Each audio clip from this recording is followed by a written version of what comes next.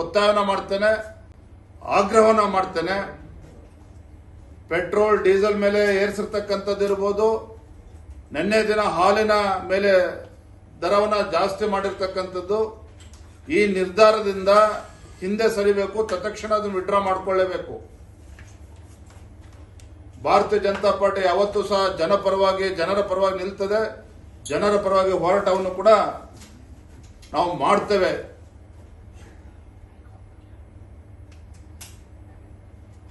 ನಿನ್ನೆ ದಿನ ಮಾನ್ಯ ಜಮೀರ್ ಅಹಮದ್ ಅವರ ಹೇಳಿಕೆಯನ್ನು ತಾವೆಲ್ಲರೂ ಕೂಡ ಗಮನಿಸಿದ್ದೀರಿ.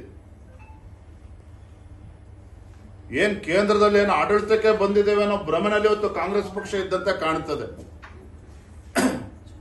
ರಾಜ್ಯದಲ್ಲಿ ಕೆಲವು ಕಾಂಗ್ರೆಸ್ ಪಕ್ಷದ ಮುಖಂಡರು, ಕಾಂಗ್ರೆಸ್ ಮಂತ್ರಿಗಳು ಇವರ ನಡವಳಿಕೆ ನೋಡಿದ್ರೆ ರಾಜ್ಯದಲ್ಲಿ ಮತ್ತು ಕೇಂದ್ರದಲ್ಲಿ ಕಾಂಗ್ರೆಸ್ ಪಕ್ಷನೇ ಅಧಿಕಾರಕ್ಕೆ ಬಂದಿದೆ ಅನ್ನೋ ಭ್ರಮೆನಲ್ಲಿ ಇದ್ದಂತೆ ಕಾಣುತ್ತದೆ. ಒಂದು ಕಡೆ ವಕ್ತ್ ಬೆಂಗಳೂರು ಮಹಾನಗರದಲ್ಲಿ ವೆಟರ್ನರಿ ಆಸ್ಪತ್ರೆಗೆ ದಾನ ಮಾಡಿರ್ತಕ್ಕಂಥ ಜಮೀನನ್ನ ಏಕಾಏಕಿ ವಕ್ತಿಗೆ ಅದನ್ನ ಸರ್ಕಾರ ಟೇಕ್ ಓವರ್ ಮಾಡ್ತದೆ. ಮತ್ತೆ ನಿನ್ನೆ ದಿನ ಜಮೀರ್ ಅಹಮದ್ ಅವರ ಹೇಳಿಕೆ ಒಬ್ಬ ಜವಾಬ್ದಾರಿತ ಸಚಿವಾಗಿ ಮಾತನಾಡೋದಕ್ಕೆ ಸಾಧ್ಯ ಇದೆಯಾ? ಒಂದು ಕಡೆ ಉಡಾಫೆಯಿಂದ ಮಾತನಾಡ್ತಕ್ಕಂಥ ಜಮೀರ್ ಅಹಮದ್ ಅವರು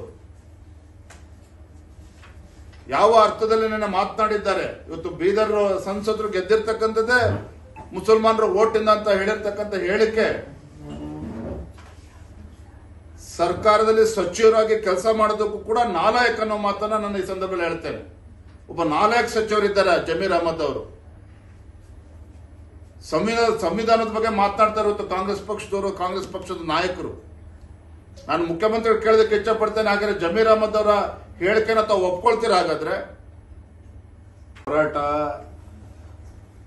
ಸಾಮಾನ್ಯ ಜನರ ವಿಚಾರಕ್ಕೆ ಬಂದಾಗ, ರಾಜ್ಯ ಸರ್ಕಾರ ಅನ್ಯಾಯ ಮಾಡ್ತಾ ಇದ್ದಾಗ, ಬೆಲೆ ಏರಿಕೆ ಮಾಡ್ತಾ ಇದ್ದಾಗ, ಹಗರಣಗಳಾದಾಗ ಹೋರಾಟ ಮಾಡ್ತಕ್ಕಂಥ ನಿಶ್ಚಿತ ಹಿಂದೂ ಕೂಡ ಮಾಡಿದ್ದೇವೆ, ಮುಂದೂ ಕೂಡ ಮಾಡ್ತೇವೆ. ಹೋರಾಟ ನಿರಂತರವಾಗಿರ್ತದೆ ರಾಜ್ಯ ಕಾಂಗ್ರೆಸ್ ಸರ್ಕಾರದ ವಿರುದ್ಧ. ಜನವಿರೋಧಿ ನೀತಿಗಳನ್ನೇನು ಈ ಸರ್ಕಾರ ಅಳವಡಿಸಿಕೊಂಡಿದೆ ಅದರ ವಿರುದ್ಧ ನಾವು ಹೋರಾಟವನ್ನು ಮಾಡೇ ಮಾಡ್ತೇವೆ. ಆದರೆ ನಾನು ಇವತ್ತು ಜಮೀರ್ ಅಹಮದ್ ಅವ್ರನ್ನ ಕೇಳ್ತಕ್ಕಂಥದ್ದು, ಇವತ್ತು ಸಂವಿಧಾನದ ಬಗ್ಗೆ ಏನು ಉದ್ದುದ್ದ ಭಾಷಣ ಮಾಡ್ತೀವಿ ನೀವೆಲ್ಲರೂ ಸೇರಿ, ಅದು ಒಬ್ಬ ಜವಾಬ್ದಾರಿತ ಸಚಿವರಾಗಿ ಇಂಥ ಒಂದು ಬೇಜವಾಬ್ದಾರಿತನದಿಂದ ಹೇಳಿಕೆಯನ್ನು ಕೊಡ್ತಾ ಇದ್ದೀರಿ. ಇದು ಅಕ್ಷಮ್ಯ ಅಪರಾಧ. ಇದು ಅವ್ರನ್ನ ಜಮೀರ್ ಅಹಮದನ್ನ ಮಂತ್ರಿಮಂಡಲದಲ್ಲಿ ಇಟ್ಕೋಬೇಕಾ, ಕಿವಿ ಹಿಂಡಬೇಕಾ, ಅದು ಮಾನ್ಯ ಸಿದ್ದರಾಮಯ್ಯನವರು ತೀರ್ಮಾನ ಮಾಡಬೇಕು. ಆದ್ರೆ ಈ ರೀತಿ ಹೇಳಿಕೆಗಳನ್ನ ಕೊಟ್ಟು ರಾಜ್ಯದ ಜನರಿಗೆ ಏನು ಸಂದೇಶವನ್ನು ನೀವು ಕೊಡ್ತಾ ಇದ್ದೀರಿ? ಹಾಗಾದ್ರೆ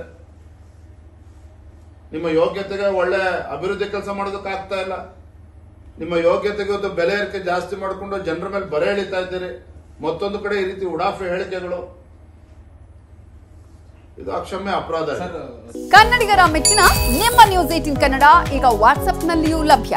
ಕರ್ನಾಟಕ ಮತ್ತು ದೇಶ ವಿದೇಶದ 360 ಡಿಗ್ರಿ ಸುದ್ದಿ ವಿವರವನ್ನ ನೀವು ನಿಮ್ಮ ಕೈ ಬೆರಳುಗಳಲ್ಲಿಯೇ ಪಡೆಯೋದಿಕ್ಕೆ ಈ QR ಕೋಡ್ ಅನ್ನ ಸ್ಕ್ಯಾನ್ ಮಾಡಿ. ನಮ್ಮ ಚಾನೆಲ್ ಅನ್ನ ಫಾಲೋ ಮಾಡಿ, ನೋಟಿಫಿಕೇಶನ್ ಆನ್ ಮಾಡಿ.